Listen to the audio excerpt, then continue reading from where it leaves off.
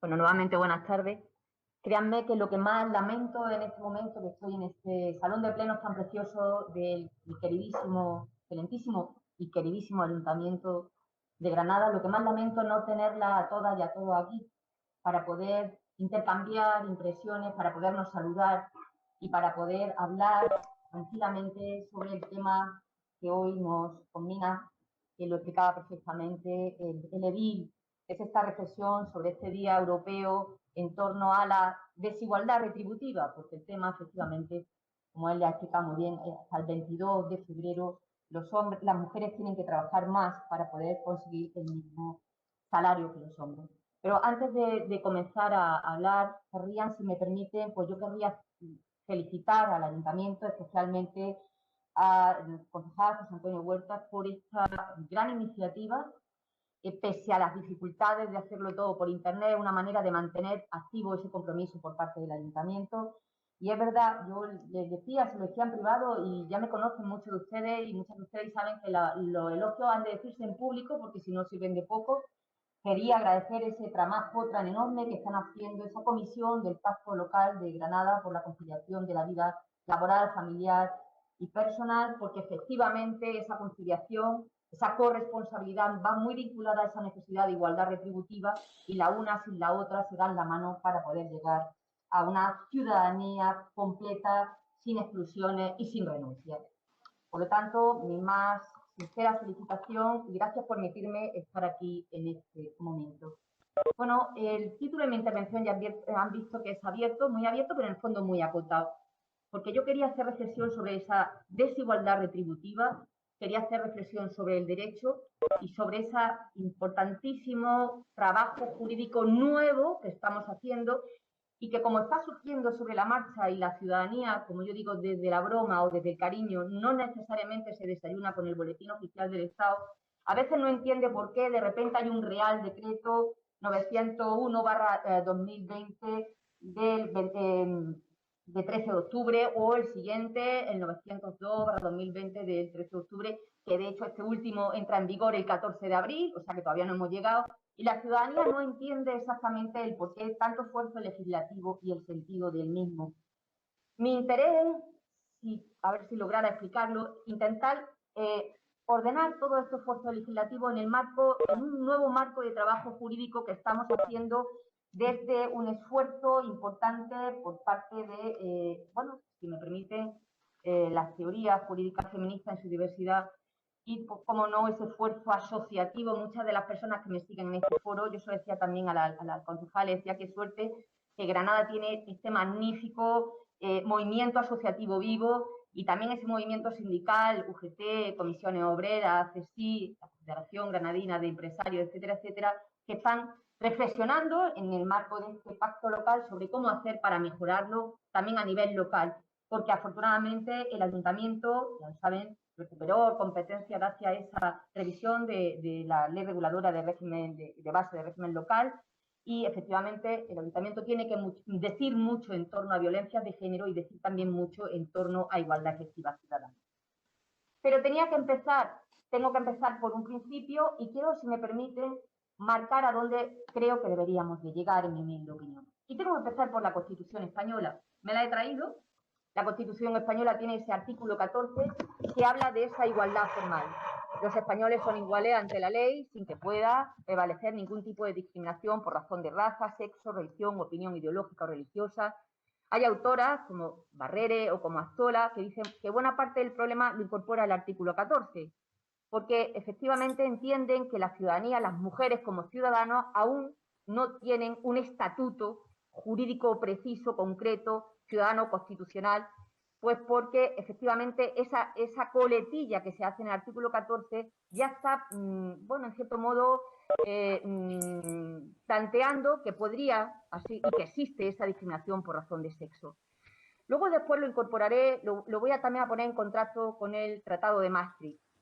Pero junto a esa igualdad formal, me quiero ir a un artículo que yo siempre se lo digo a mi alumnado, quizás uno de los más importantes de nuestra Constitución española. Es el artículo 1.1 de la Constitución española. Basta con abrirlo y dice: España se constituye en un Estado social. social.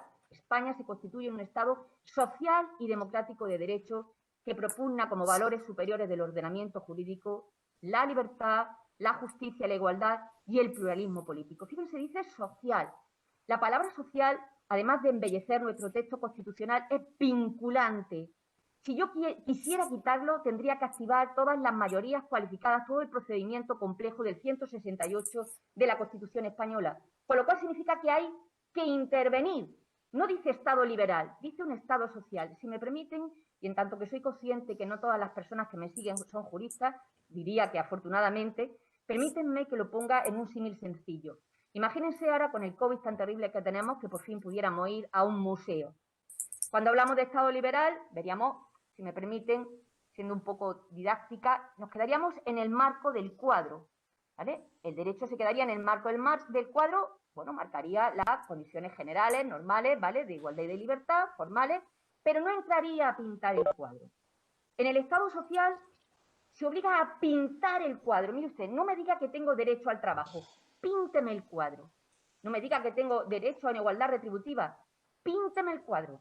No me diga que tengo, pinte el cuadro. Y cada vez que pinto, hago leyes, hago reformas legislativas, hago medidas específicas para conseguir que ese derecho que viene recogido formalmente en la Constitución sea una realidad. La palabra social, por lo tanto, es fundamental y obliga a los poderes públicos a hacer los deberes, a intervenir, a hacer cosas. Junto a ese 14 y 1.1 voy a pegar otro salto al artículo 9.2. Y el artículo 9.2 de la Constitución española también es muy claro y dice, los poderes públicos tienen que hacer cosas. ¿Qué tienen que hacer? Por una parte, remover los obstáculos que impidan que esa igualdad efectiva ciudadana sea una realidad, esa libertad de los individuos, también en los grupos en los que se integran, sea una realidad, con lo cual hay que ver el obstáculo para poderlo remover. Si no lo ves, difícilmente lo vas a poder remover. Pero también tiene la obligación de promover, dice obligación de promover que esa igualdad efectiva ciudadana sea una realidad. Yo por eso me alegro mucho de que el Ayuntamiento de Granada esté aquí y preocupado e inquieto, y como muy bien decía el concejal José Antonio Huerta, cuando habla que se ha considerado prioritario, y él utiliza ese término que me parece fundamental, prioritario para el Ayuntamiento, terminar con ciertas situaciones injustas que las mujeres viven diariamente y alcanzar la igualdad real en todos los aspectos. Porque el artículo 9.2 es vinculante. Vinculante. Hay que pintar el cuadro y píntelo bien. Por lo tanto, tenemos el artículo 14, el 1.1, el 9.2 y también tenemos el artículo 35, que es el que hoy nos reúne, que tiene que ver con que los españoles tenemos el derecho y el deber. Tenemos el deber de trabajar y el derecho de trabajar. Y he dicho bien los españoles porque así lo dice la Constitución. A veces hablan del lenguaje, de si el lenguaje genérico, si no el lenguaje genérico, quizá aquí hay algo más de problema que yo lo voy a intentar abordar, pese a que la Real Academia de la Lengua Española diga que no, que tenía poco que modificarse en la Constitución. Y lo quiero contar porque buena parte del problema puede venir también de esto, y lo decía al principio, quizá la profesora Magui Barrere o la profesora Josune Astola tiene razón cuando dice que la Constitución no termina de coger ese sujeto con mayúsculas ciudadanos que son las mujeres, porque es verdad que la Constitución, igual habría que en su momento pegarle un repaso, cuando alude a las mujeres, alude en ese artículo que hace referencia al poder contraer matrimonio, hombres y mujeres, alude en el artículo 39 a que los poderes públicos van a estar protegiendo a las madres y a los hijos por encima de su filiación, y también en ese artículo que nos exime a las mujeres de poder continuar con la corona. Son las tres referencias que hace la Constitución española al estatus de mujer y de madres. Por lo tanto, es entendible que algunas autoras entiendan que, bueno, quizá parte del problema es que la Constitución no nos recogía en ese sentido como sujeto del 100% desde el principio. Algo parecido le pasó al Tratado de Maastricht en 1992, y no en vano, en cierto modo tienen razón. Si el artículo 3 del tratado dice que en todo momento se fomentará la igualdad entre hombres y mujeres, a ser su contrario, hay que entender que inicialmente la ciudadanía europea no era igual, porque si no, no hubiera metido ese artículo 3. En cierto modo, quizá tenga razón tanto la profesora Barrere como la profesora Fraser San Juan, cuando hablan de la importancia de refundar el concepto de ciudadanía europea, y en ese sentido también la importancia de refundar el concepto de ciudadanía en España con todas las modificaciones introducidas por los tratados internacionales y europeos y posteriormente españoles, que ahora explicaré.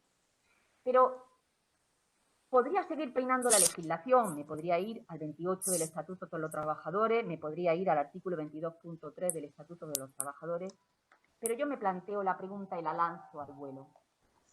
Tras 43 años de nuestra aprobación de nuestra Constitución española, ¿realmente se ha conseguido lo que proclama el artículo 14 de la Constitución o es una entelequia? Yo como jurista tengo que reconocer, y es importante hacerlo desde el principio, reconocer los enormes esfuerzos legislativos que se han hecho, pero no son suficientes. Son importantes, aunque no son suficientes, básicamente porque se requieren medidas urgentes para paliar los datos que comentaba y que nos reúne hoy, que comentaba el concejal José Antonio Huerta. Yo voy a dar algunos datos. Es verdad que Alda Faccio siempre dice, a veces cuando nos centramos en los datos nos perdemos en la teoría, pero creo que hoy no podemos perder de vista ciertos datos. En España, digo en España, en 2018, en un informe que ha salido recientemente, la UGT eleva la brecha salarial a un 21,41%. Es decir, las mujeres ganan 5.726 euros menos que sus compañeros varones. En España, yo lo digo porque cuando yo utilizo estos datos, mi alumnado se cree que estoy hablando de Afganistán o de un no se sabe qué. Siempre buscamos, aquí no me pasa, ¿no?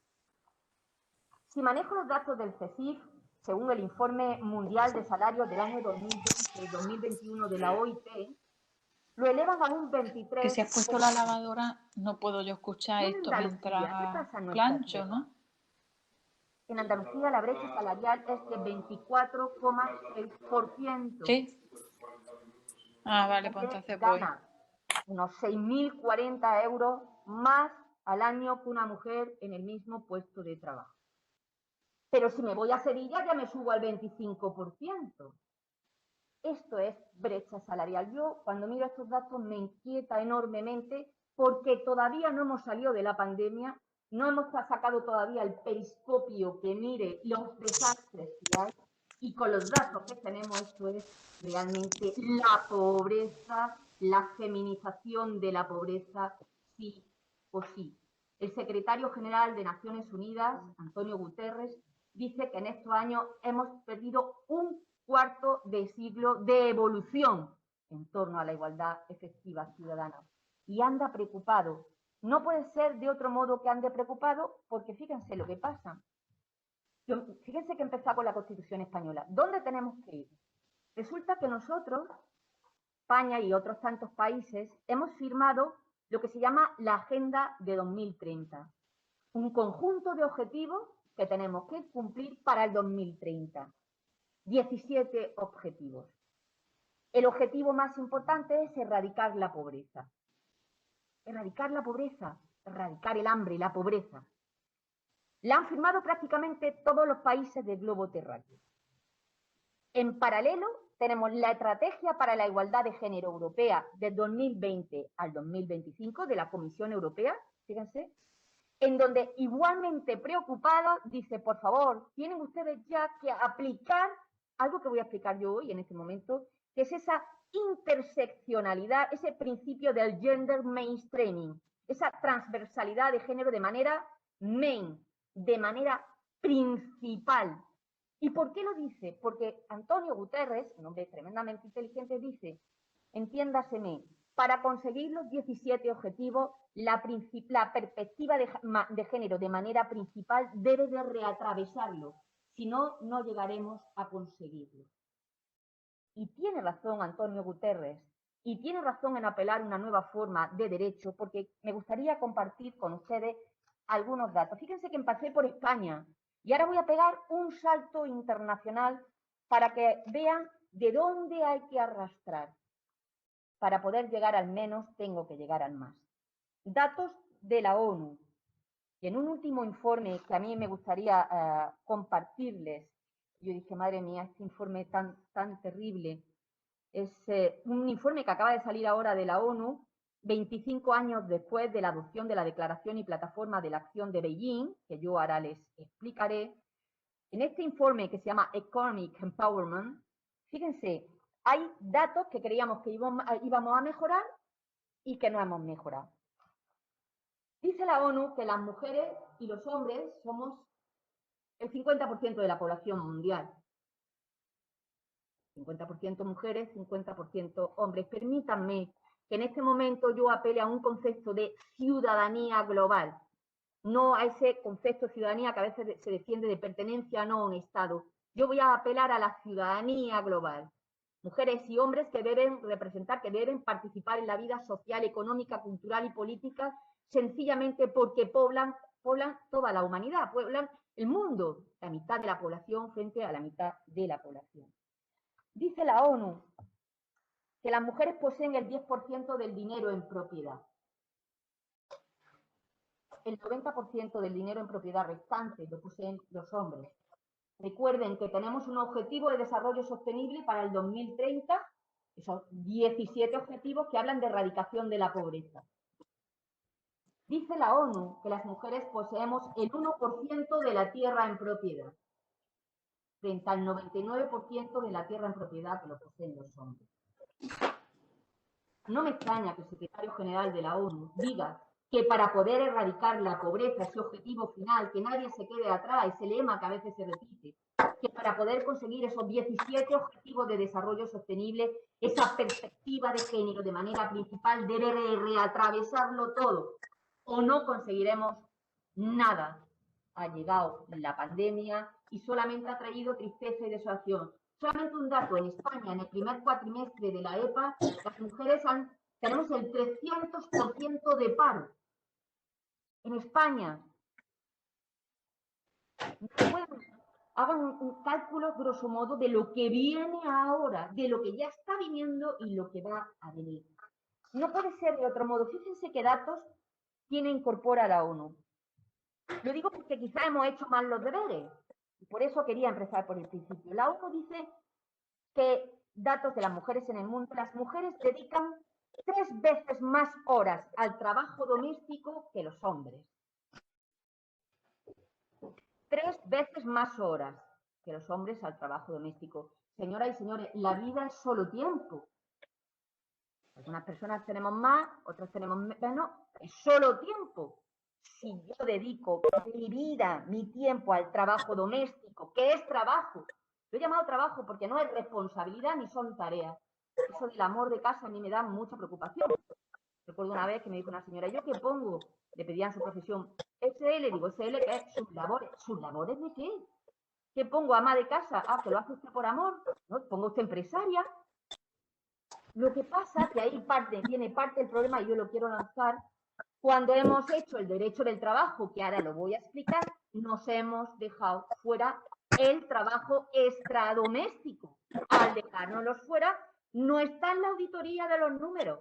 Por eso la pobreza viene para quedarse y atravesar a todas las mujeres.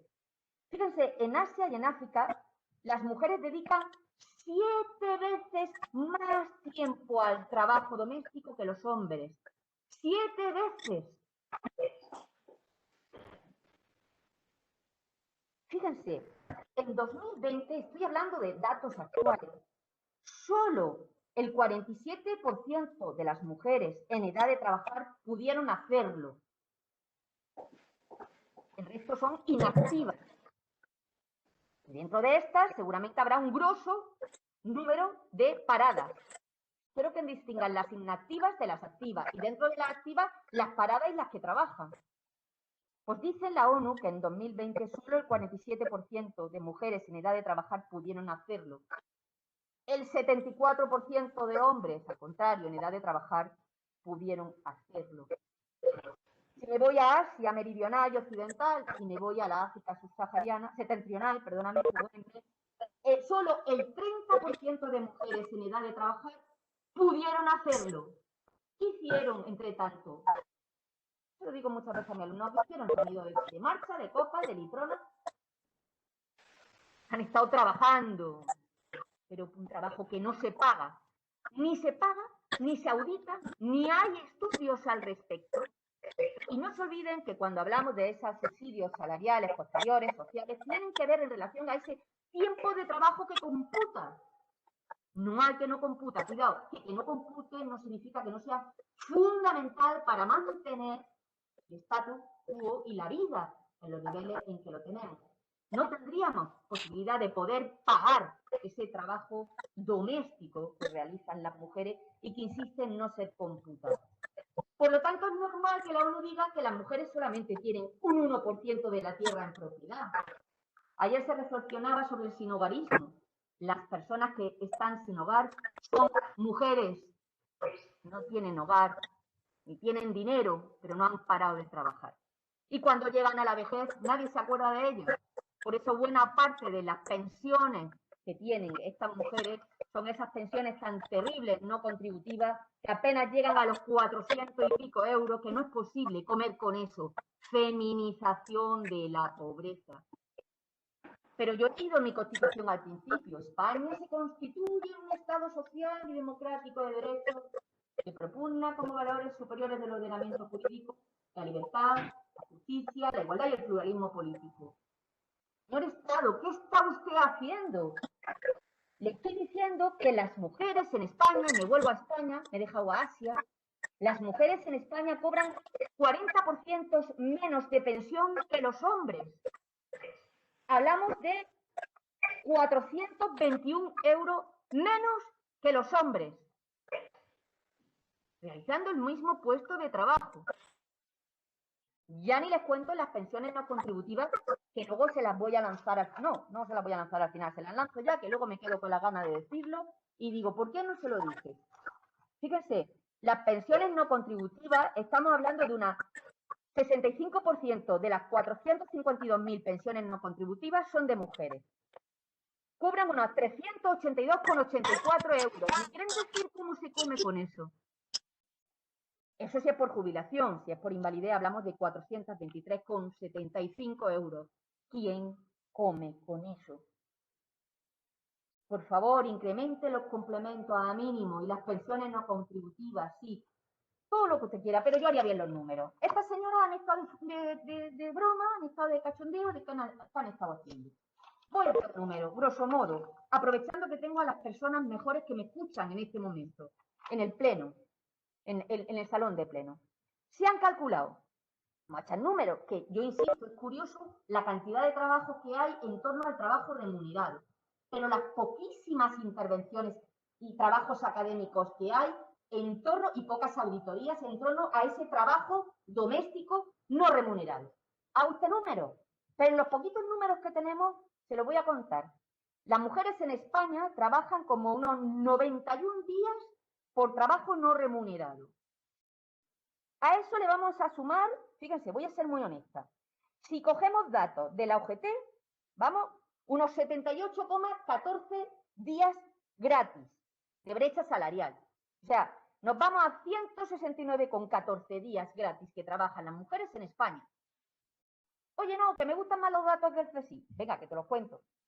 Súmale a los 91 días gratis de trabajo no remunerado que realizamos las mujeres, súmale 83,95 días gratis. Es decir, un total de 174 días gratis. Es un chollo para cualquiera, ¿verdad?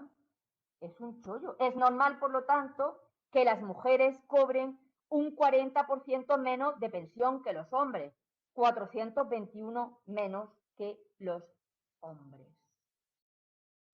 Esto me van a perdonar desde el cariño. No te está matando tu pareja o expareja, pero no deja de ser violencia estructural de género.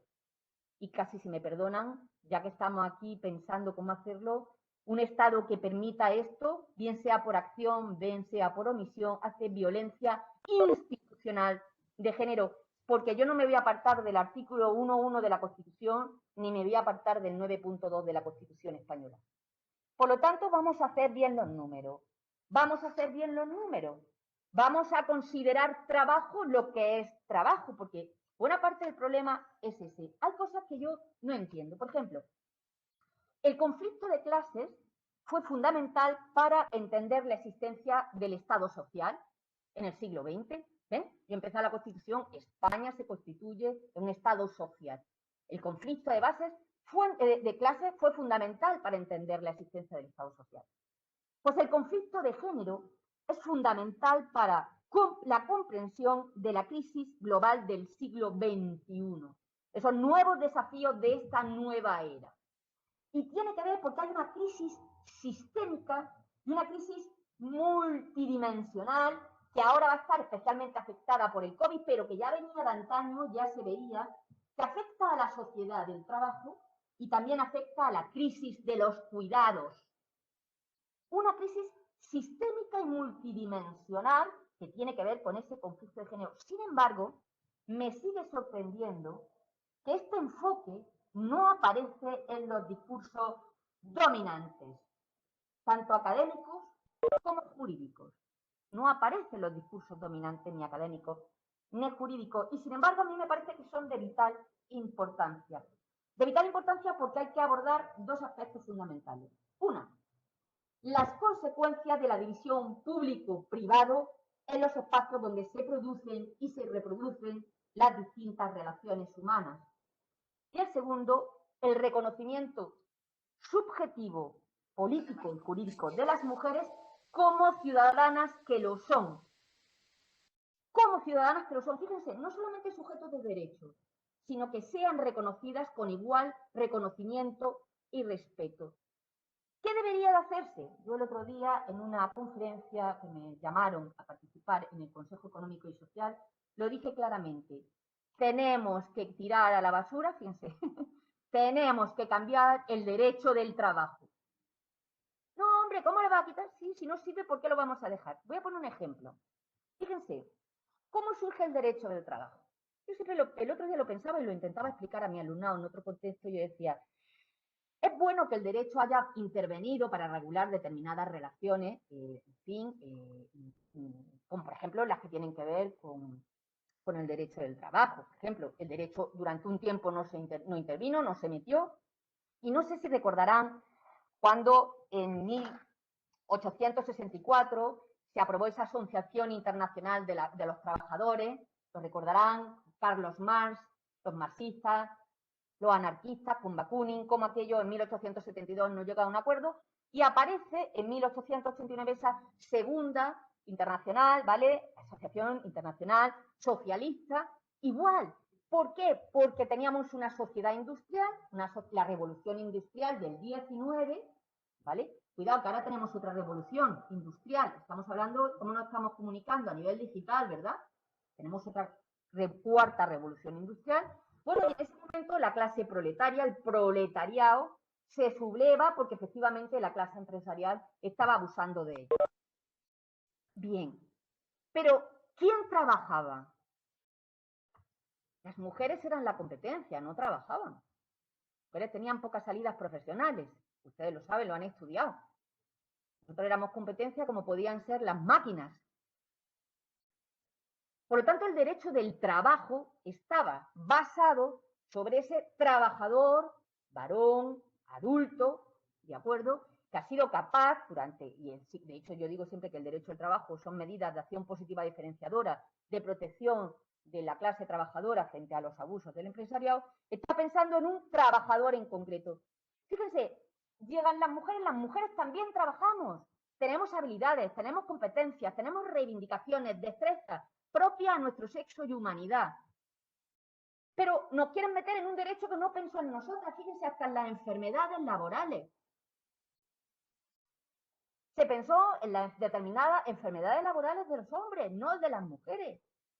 Por eso ahora están, no sé si se han dado cuenta, presionando tanto las asociaciones de endometriosis, de fibromialgia. Sí, las mujeres tenemos patologías propias a nosotras, distintas a las patologías que pueden tener los hombres, también en su puesto de trabajo. Y afectan también a la salud laboral. Necesitamos un nuevo derecho del trabajo porque ese no sirve. Estaba basado en ese varón blanco, adulto, en fin. y las mujeres no estábamos ahí. Y no se puede meter con calzador. En esas fases que yo me he saltado por atenerme a tiempo, en donde los distintos feminismos en el mundo jurídico han ido progresando, hemos pasado de la igualdad formal, por mucho que haya un derecho formal, que es una primera fase, cuidado, que no todos los países tienen esa igualdad formal, no se consiguen. De hecho, yo tengo mi constitución en la mano, que es cuasi perfecta, y estoy hablando de un 24% de brecha salarial. La igualdad formal es un primer paso, pero no es suficiente, insisto, sin valorarlo, porque, insisto, hay países en el globo terráqueo que no han llegado ahí. La segunda es la igualdad de trato y oportunidades, que es muy importante, pero no es suficiente, que es la que apelaría a acciones positivas diferenciadoras. Digo que es muy importante, pero no sirve si de lo que estamos hablando, y voy a la tercera fase, si de lo que estamos hablando, y permítanme que utilice esta expresión, aunque sea muy dura, es de un cáncer estructural. Cuando yo digo que la ONU eleva, somos el 50% de la población mundial, y dice la ONU que padecemos el 10% que tenemos el 10% del dinero en propiedad, y tenemos solo el 1% de la tierra en propiedad, perdónenme, eso se llama cáncer. Y desde el mundo jurídico yo no lo puedo arreglar a través de medidas de acción positiva diferenciadora, que si tengo que explicarle un tipo símil, es como una especie de tirita. Casi un sana curita de rana. Si no se te curará hoy, ya se te curará mañana y esperaremos a que pasen, pues depende, por ejemplo, la Organización Internacional de la OIT pues ya calcula 450 años, conseguir ciertos niveles de igualdad efectiva. Yo no sé si ustedes confían o esperan en un reencarnarse dentro de 450 años en algún momento, pero yo no quiero, permítanme que sea así de ambiciosa, esperar a tener resultados tan largos en el tiempo para conseguir igualdad efectiva ciudadana. Sobre todo porque la Agenda 2030 me obliga a cumplir esos 17 objetivos, porque los firmé. No haberlo firmado, sí, pero lo firmé. Y hay que echar bien los números, a ver cómo lo hacemos. Bien, fíjense, yo apelo a reformar el derecho del trabajo e introducir, y estoy ya dando propuestas, conceptualizar el trabajo nuevamente.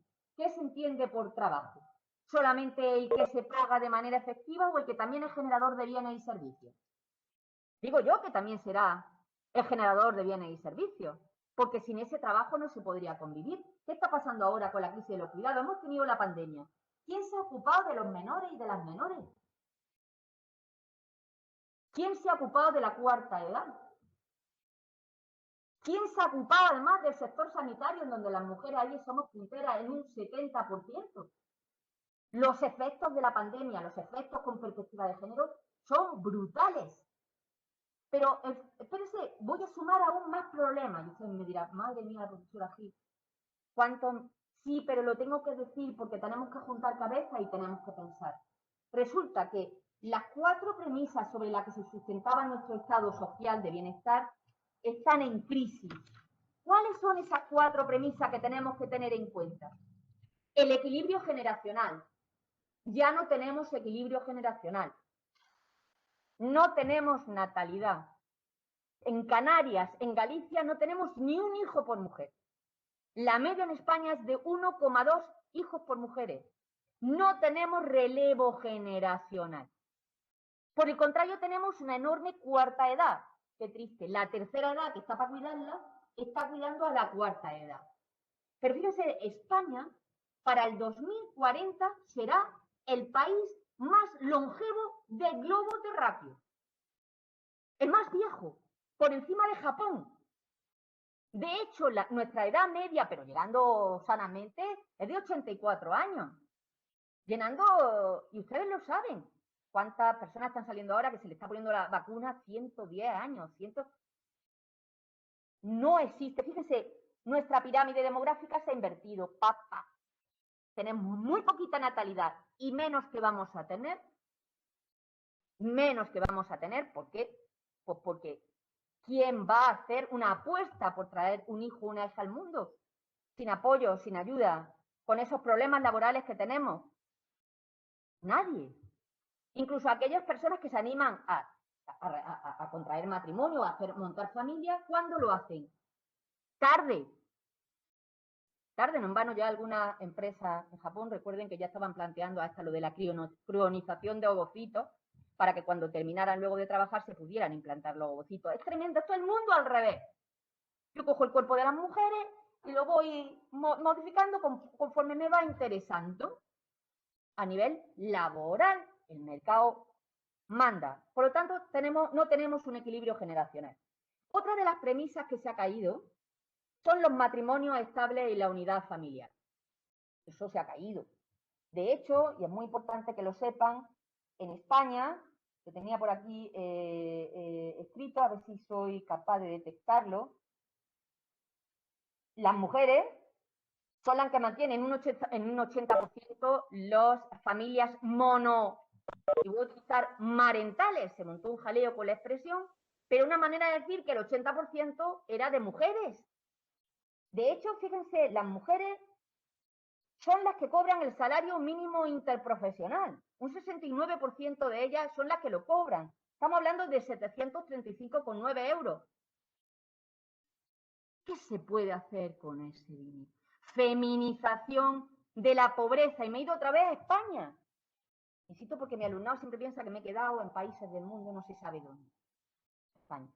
Tercera premisa del estado de bienestar que está en crisis. El empleo continuo y a tiempo completo. Las mujeres engrosamos las listas del tiempo parcial. Las mujeres triplican el tiempo parcial. El 60% de las mujeres ocupan trabajos de tiempo parcial. ¿Por qué? Porque no encuentra trabajo a tiempo completo. 2, porque se tiene que ocupar de los otros, de sus labores, de esas tareas propias asignadas a su sexo, de ese trabajo que no se remunera y que cuando te haces mayor te mueres de la miseria, porque ya no tienes las destrezas de la juventud. Y es cuando tú necesitas ayuda. No, es que usted, como nunca trabajó, pero es que me fui de marcha. Y me fui de copa, yo le digo mucho a alumnado. ¿Qué hicieron estas mujeres? No, hombre, por Dios, si no paran. Vamos a echar bien los números. Vamos a echar bien los números. Y eso lo sabe muy bien la Unión Europea. De hecho, el último informe que ha hecho el Consejo a la Comisión y a los Estados ha sido decir, cuidado, es muy importante equilibrar el trabajo remunerado y el no remunerado. Lo dice la Unión Europea. Dice, cuidado, es muy importante poner en valor y reconocer el trabajo que se hace dentro del hogar. ¿Por qué razón? Porque lo dijo la Secretaría General de la ONU ya en el 2013. Dijo, si esto no se hace, ustedes están pisoteando los derechos de la humanidad. Tercero, trabajen los modelos de socialización diferencial. Trabajen los estereotipos. Niñas aquí, niños acá, los niños los rosas, las niñas los rosas, los niños el azul, las niñas las muñecas, los niños con trabajo de Nintendo, de trabajos conjuntamente. Pero espérense, más un problema que tengo ahora que no quiero dejar de mencionar, que a mí me parece que es una de las cosas más graves que voy a mencionar, es lo mal posicionadas que estamos las mujeres en lo digital. Y digo que es de las cosas más importantes porque fíjense, cuando terminemos de esta crisis, que yo espero que terminemos alguna vez, ya no es como la anterior que sufrimos en el 2007. No, hay cosas que ya no tienen vuelta atrás. Lo digital no tiene vuelta atrás. Mucho me temo que no será la primera, ni la segunda, ni la tercera conferencia que hagamos online. Esto viene para quedarse. Los trabajos de salir, ¿dónde salen? En lo digital. De hecho, se prevé que habrá a cortísimo plazo 58 millones de puestos de trabajo en STEAM. En esto. Y las mujeres no están.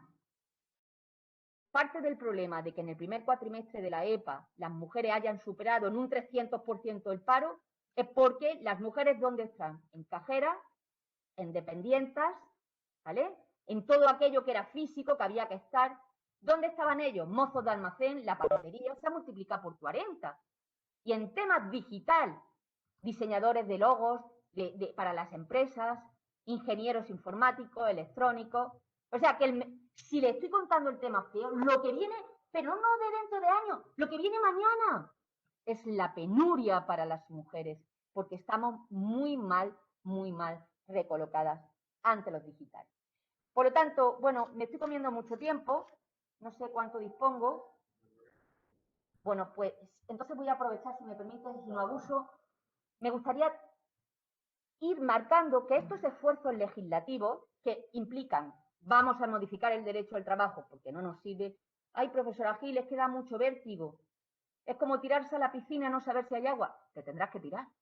En el mundo del derecho nos tiramos y si después no hay agua, pues te sacudes, vaya bofeta que me he pegado, y haces una nueva propuesta. Pero no podemos plantear tener un derecho del trabajo rancio, anacrónico, que no da respuesta y que se ha dejado fuera a más de la mitad de la población. Hay que cambiarlo. Y con esa perspectiva de transversalidad de género, el mainstreaming. Les cuento, el gender mainstreaming no me lo he inventado, no soy tan elocuente ni tan locuaz. Fue un principio jurídico que España ratificó nada más y nada menos que en 1995 en el Tratado de Beijing.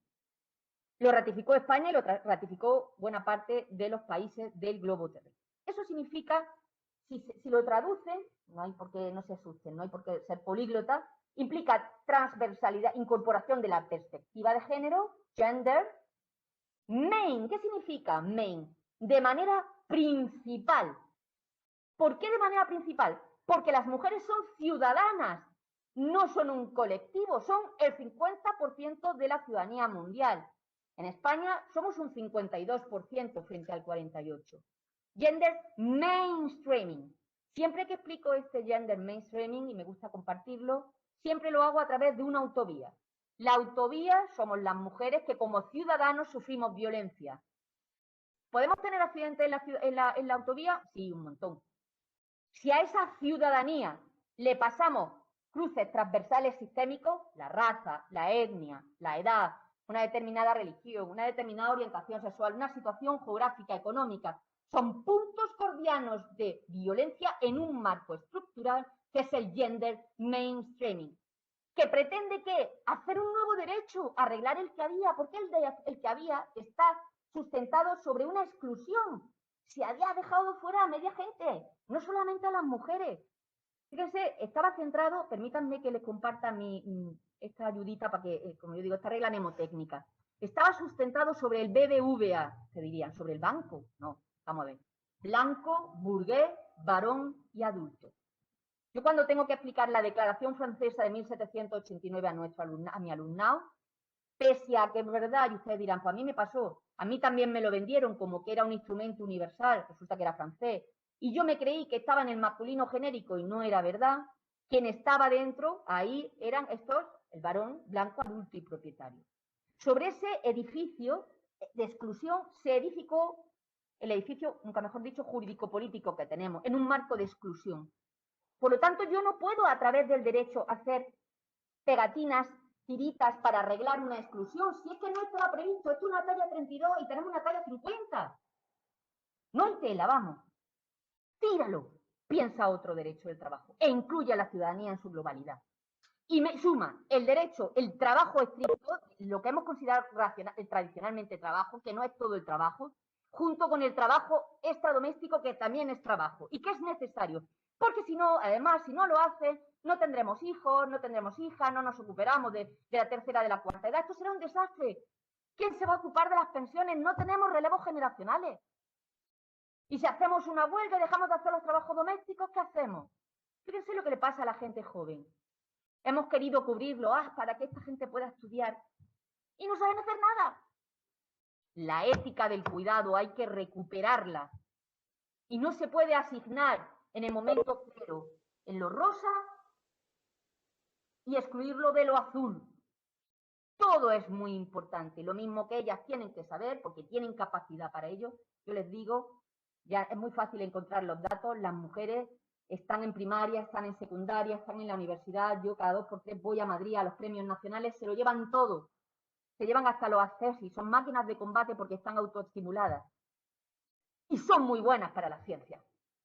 Pero si el mensaje es sutil desde los 0 a 3 años, muy sutil, ¿eh? Desde el cariño, como yo digo, uno no se da cuenta, ni una se da cuenta. El mensaje te llega desde mamá y papá, en el ámbito familiar.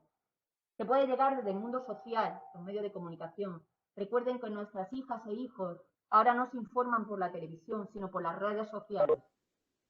Échenle un vistazo a las redes sociales. Cuando el mensaje te llega desde la vía también espiritual, o cuando te llega desde la vía cognitiva, es decir, abro mi libro de texto y no encuentro ni a una científica, son todos científicos. Y sin embargo me voy al mundo de la literatura y digo, ay, mira, Emilia Pardo Bazán, ay, mira, hoy no sé. Tengo que verlo, soy capaz, pero ellas dicen, es que ahora ya no hay nadie que te lo prohíba. ¿Quién necesita una norma jurídica prohibitiva si a ti no se te va a ocurrir ni planteártelo? Necesitamos que las chicas estén en los STEAM, porque los puestos de trabajo del ya vienen de ahí. Y esto va a más, la pobreza va a más. Por lo tanto, de la firma del Tratado de Berlín vienen esos barros y estos lodos. Hicimos nuestra ley, seguro que la conoce, la ley 39/1999 de 5 de noviembre de conciliación de la vida familiar, laboral y personal de las personas trabajadoras. Es mentira, no ponía personal. La ley decía de la conciliación de la vida familiar y laboral. Como si no tuviéramos vida personal. Efectivamente, no tenemos vida personal. Yo el otro día estaba consultando unos datos del tiempo. Yo decía que las mujeres y los hombres solamente tenemos tiempo y, por ejemplo, se hizo un estudio del tiempo y las mujeres, en atención al uso del tiempo en España, tenemos una posición social 4 puntos por debajo que los compañeros varones. Tenemos una calidad de vida 3 veces por debajo que nuestros compañeros de varones. O sea, no tenemos calidad de vida. En atención al grado de autonomía, las mujeres tenemos 3 puntos por debajo de nuestros compañeros varones. No tenemos tiempo. Ustedes no me lo van a contar, pero si yo le preguntara, hija mía, si yo llevo sin ir, madre mía, y veo sonrisas. Si yo llevo sin ir al ginecólogo siglos y se me ha olvidado, es que tenía que llevar al niño y tenía... Pero yo acabo de decir que España es un Estado social y democrático de derecho. ¿Es que este Estado nos obliga a elegir? ¿O susto o muerte? ¿Como el chiste? Pues si este Estado te obliga a elegir, quizá este Estado te propina violencia institucional de género. Y no me valen solo las bonitas palabras. Bien, como había que reformar, y ya voy acabando porque no me quiero exceder, esta ley 39/1999 de 5 de noviembre fue más que insuficiente porque aunque era impecable en el lenguaje, hablaba en todo momento de personas trabajadoras, no nos vamos a engañar. Quien se pedía las reducciones de jornada, los permisos, etcétera, etcétera, por el cuidado de menores o de familiares enfermos en segundo grado de consanguinidad y o afinidad eran las mujeres. En el año 2017, un 96% de las mujeres se pidieron la reducción de jornada para el cuidado de menores. El empresario lo sabe muy bien, y digo bien, empresario hombre, lo sabe muy bien, y cuando tiene que contratar, un 30% de estos empresarios hombres prefieren contratar a un hombre que a una mujer. Y el 50%, 57% de estos empresarios hombres, normal, cree que existen profesionales propios de las mujeres, perfiles profesionales propios de hombres y propios de mujeres. Al hombre le corresponde esto, a las mujeres.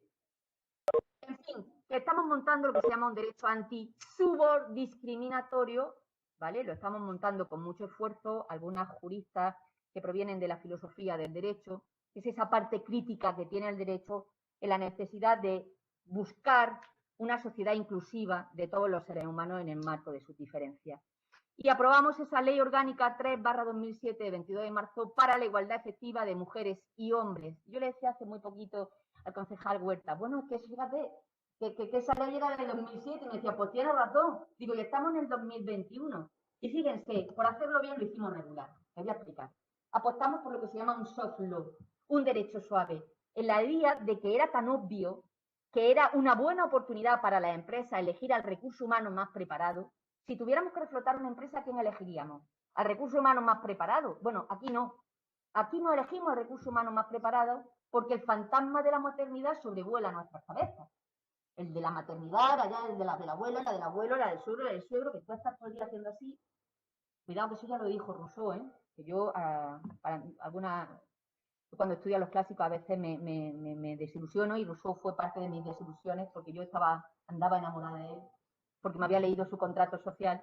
Y luego cuando descubrí su libro El Tratado de la Educación, del Emilio, y que a Sofía en el último capítulo rápidamente la ventila, dice eso Rousseau, que mujeres viviendo en medio de la licencia decidan no tener hijos, su destino es tenerlo. Dije, madre mía, ¿cómo me dices eso? Su destino es tenerlo. Total, el fantasma de la maternidad sobrevuela nuestras cabezas.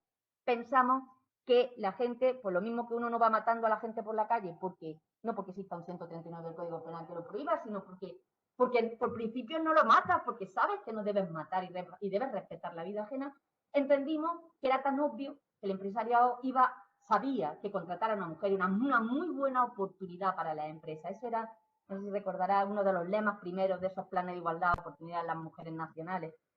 Contratar a la mujer una buena oportunidad para la empresa. Pero no fue así.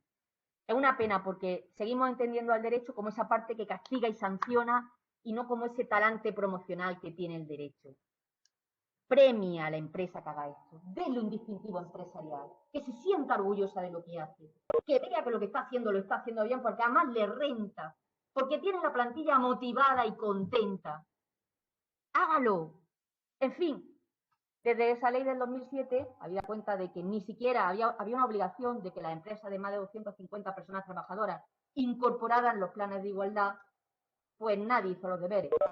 Hace poco me preguntaba el concejal Huerto y yo decía, pues ni un 70%, 80% había hecho los planes de igualdad, un desastre. Total, que viene el tío Paco con las rebajas, para que me entiendan.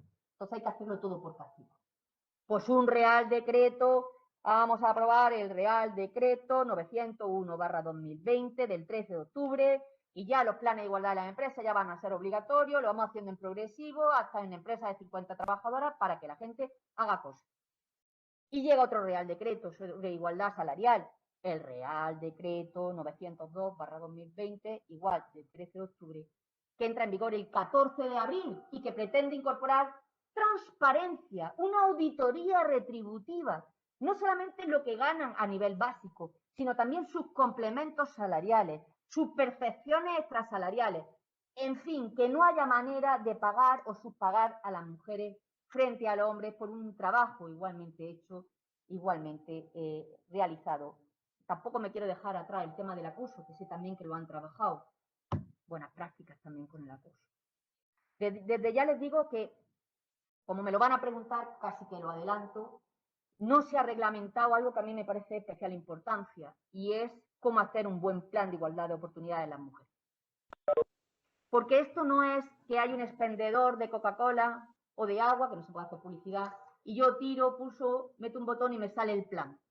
No, mire usted, hay que preguntar, hay que plantear, preguntarle a su plantilla cosas positivas, hacer una auditoría dentro de la plantilla. No es lo mismo una plantilla de una empresa que se dedica a la construcción, que una empresa que se dedique a la estética, que una empresa que se dedica a la salud. No lo sé. Pregúntele a su plantilla. Necesidades, intereses, lo que quieren, lo que no quieren. Y a raíz de ahí, active esas medidas específicas para esa plantilla. Lo digo porque antes de que salga la ley ya han salido quien intenta, permítame desde el cariño, saltarse lo que dice la ley. Y la ley está bien planteada al respecto. No se deben hacer planes de igualdad como el que, insisto, mete 1 euro para que se le salga una botella de agua, porque mal asunto, básicamente porque una empresa A siempre será distinta a una empresa B y por lo tanto los números deben ser del todo diferentes. Acabo nuevamente felicitando al Ayuntamiento de Granada, felicitándote a ti, al concejal, por Antonio Huerta, por esta magnífica iniciativa. Y quiero, si me permiten, acabar con unas palabras de una escritora, que es curioso, lo escribió en su perfil de blog, y tenemos tantas ganas de ilusionarnos que alguien le puso magia y dijo, estas palabras fueron escritas durante el tiempo de la peste, cuando hubo una epidemia de peste en el año 1890, y con esa magia se quedó. Y es mentira, la criatura lo ha escrito en su blog, solo que han tenido mucho impacto. Las lanzo y me callo. Dice Kaomira, dice, y cuando el peligro terminó y la gente se encontró de nuevo, lloraron por sus muertos y tomaron nuevas decisiones y soñaron nuevas visiones y crearon nuevas formas de vida y sanaron la tierra completamente, tal y como ellos fueron curados. Gracias por escucharme en la tarde de hoy.